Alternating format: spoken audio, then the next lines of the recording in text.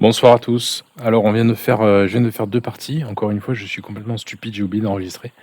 Donc, on va peut-être pas revoir les deux, mais on va voir une. Mais dans les deux parties, il se passe exactement la même chose. La première partie, c'était sur l'utilisation des pions passés. Et la deuxième partie, peut-être encore plus intéressante. Donc, on va essayer de la reprendre.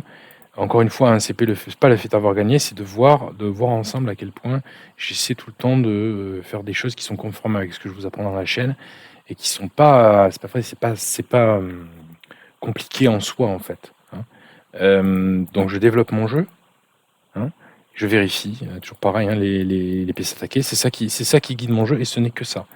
C'est-à-dire que même en termes d'ouverture, je peux faire un peu des imprécisions ou aller un petit peu trop, un peu trop vite. Mais je ne suis que ça, d'accord?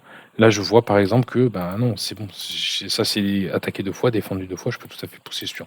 Je ne procède que comme ça. Et il arrive un moment où l'adversaire, en fait, se développe lui aussi une pas si mal. Donc vous voyez bien que j'active mes tours. Il se développe pas si mal, je protège, hein. Je ne fais pas un coup de pion pour rien, je protège ce pion parce que il vient de sortir cette tour. Pardon. Il vient de sortir ses tours. Et donc le pion est attaqué. Donc je ne fais que ça. Vous pouvez reprendre la partie aussi, hein, si vous voulez, de mon compte pour la regarder. Et il se passe rien d'autre en fait. Il se passe rien d'autre. Il va essayer de m'attaquer sur l'aile dame. Moi je continue à faire mon jeu, ou alors simplement rien faire. Je fais un peu des coups qui passe, en fait. Je fais pas plus que ça. Et j'attends gentiment que ça cède. Il joue bien, hein. Vous voyez, je fais rien. Là, je suis bon, je suis développé, je fais rien. Et j'attends que ça cède et bim, ça cède. C'est ça qui se passe, en fait. Et dès que ça cède, et il commence à s'emballer. C'est ça qui se passe. Il me donne encore un deuxième pion. En fait, à chaque fois, il commence à s'emballer. Et là, il commence à mettre deux pièces en prise. À la fois, c'est le cheval qui est prenable, et à la fois le fou qui est prenable. Et c'est ça qui se passe. Et du coup, je récupère des pièces. Et il ne se passe rien d'autre que ça. Il n'y a pas du tout de tactique, rien du tout. Et la partie se finit très vite. Bon, il me fait une attaque, mais moi, je suis complètement défendu. Et par un simple mat, en fait, hein. Donc, on voit bien qu'il est en mode où j'échange tout contre n'importe quoi. Mais c'est ça qui se passe, en fait. Donc il n'y a pas besoin de faire plus et je suis déjà à un niveau 839. D'accord? Allez, on va quand même continuer, tant pis. Pour que vous voyez des parties aussi un petit peu en live. Alors ce que j'ai remarqué, c'est qu'à 800, en tout cas les deux joueurs que j'ai rencontrés, ils se développaient quand même un peu mieux. Peut-être parce qu'ils ont l'habitude de toujours faire E4-5, E4-5 et finissent par avoir l'habitude. Et que je joue tellement de manière tellement vraiment simple et standard que... Vous voyez là par exemple, hop, pardon, je voulais pousser ici pour vous montrer. C'est juste pour dire que je peux pousser, donc j'aurais poussé naturellement en fait, hein. Simplement parce que j'avais le droit de le faire, je l'aurais fait naturellement. Je développe mon jeu. Non, pardon, il faut que je right-click au lieu de double-click, de left-click. Des fois, je me fais avoir. Attention, ce pion, il n'est pas défendu là, hein. Ma foi, ce pion est bien protégé. Même si ce cheval est cloué, à mon avis, ce pion est bien protégé. Je pense que je peux le prendre, ce pion. Et la partie se passe comme ça, hein. Donc à 830, je continue à croire. Mais il m'attaque. Je cherche pas des coups brillants, hein. Je vois si j'ai une meilleure case pour mettre mon cheval, peut-être. Oui, peut-être là, c'est peut-être un peu mieux, hein. Moi, je préviens le fou. Mais c'est tout. Je serais revenu là, c'était la même histoire, hein. D'accord? Et toujours pareil, cet effort de bien regarder ce qui est attaqué. Est-ce que c'est assez défendu?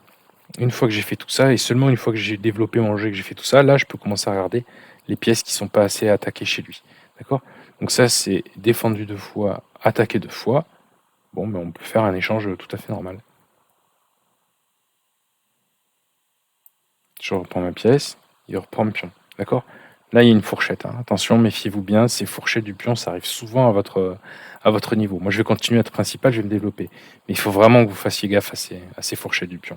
Pareil, je chasse pas la dame, tant pis. J'ai pas de raison encore pour chasser la dame.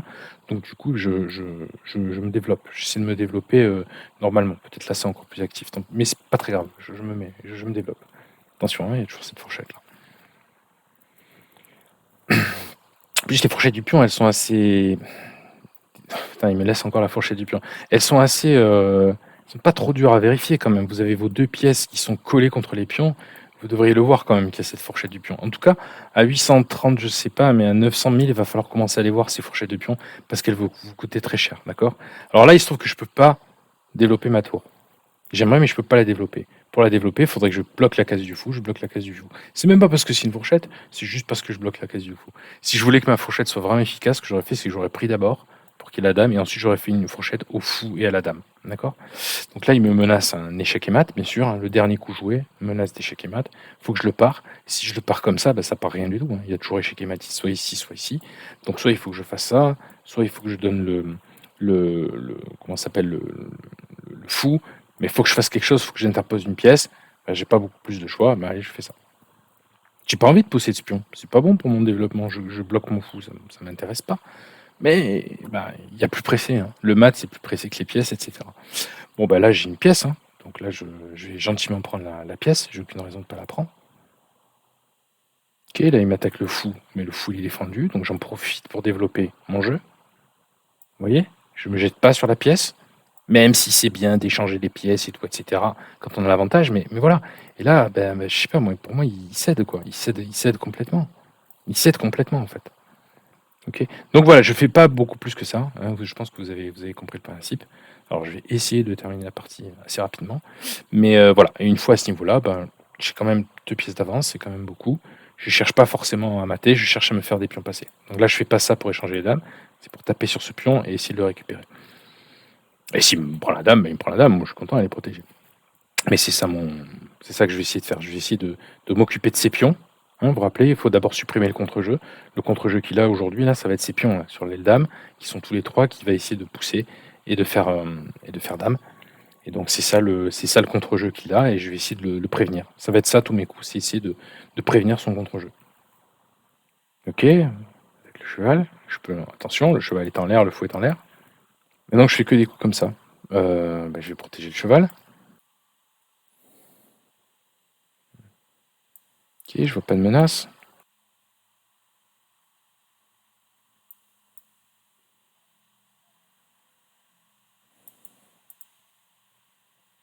Il essaie de me faire perdre du temps, là. Il a pas tort, hein. Attention, tout ça c'est défendu, hein. Défendu par la dame. Et il abandonne. Ok. Il aime pas perdre la dame. Je sais pas si j'ai le temps de faire une dernière vidéo, on va essayer rapidement. Donc 865, pareil, je pense, donc je m'attends à ce qu'il ouvre relativement bien, mais pas encore de manière vraiment optimale. Il va me laisser des coups. Moi, j'essaie de me développer, hein. Pour l'instant, je fais pas plus que ça. On fait pas on va dire, on ne fait pas d'intelligence dans l'ouverture, on regarde juste le nombre de fois où c'est attaqué. Regardez, là, c'est assez défendu. Ok, donc je m'autorise même à pousser comme ça, je le pousse comme ça. Tant pis si c'est un mauvais coup, tant pis si ça marche pas, mais c'est pour vous apprendre. J'essaie de faire les coups qui vous apprennent. Ce cheval est en l'air, hein, il peut l'attaquer. Mais bon, pour l'instant, il n'est pas attaqué, mais il peut l'attaquer. Ce pion aussi, je l'attaque assez. Ah, là, c'est bien, il défend son pion, il attaque le cheval. Ok, j'en profite pour me développer. Vous voyez, le fait de m'être développé, je peux jouer, en fait. Ça me donne du jeu en plus, en fait. C'est ça que ça fait. J'ai pas attention, hein. Alors, regardez, j'ai pas l'avantage.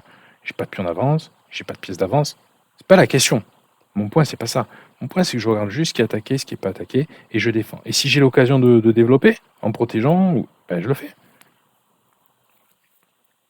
Il y a une petite menace, vous voyez la découverte là? Il y a une petite menace là. Ok, il veut pas en profiter. Il attaque 2 fois le cheval, faut que je me méfie.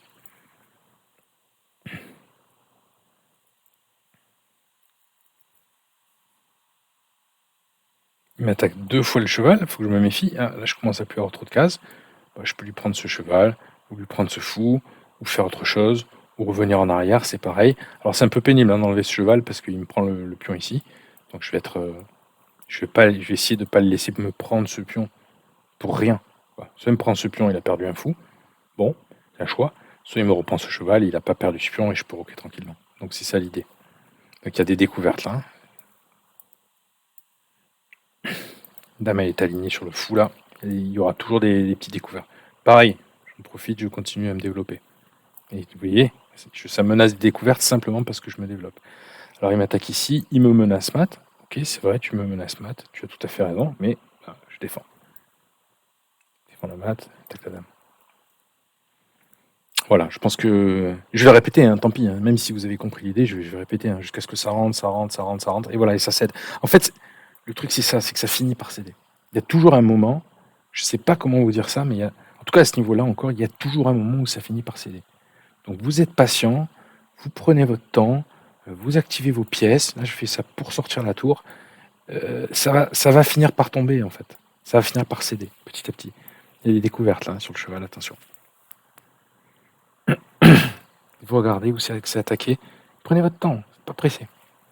Pas pressé pour attaquer. Ah, là, j'ai tout qui est développé, là. J'ai tout qui est développé, là.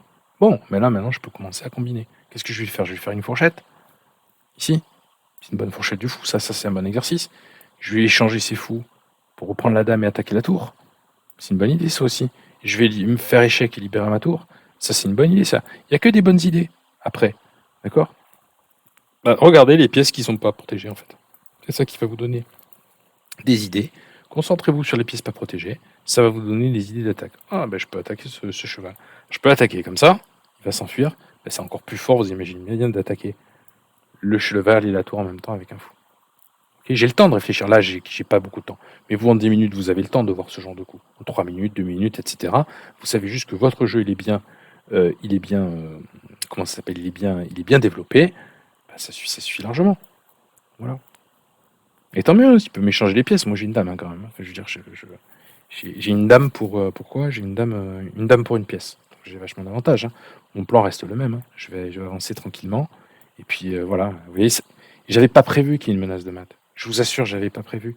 Mais le simple fait d'être développé, de développer, ça arrive.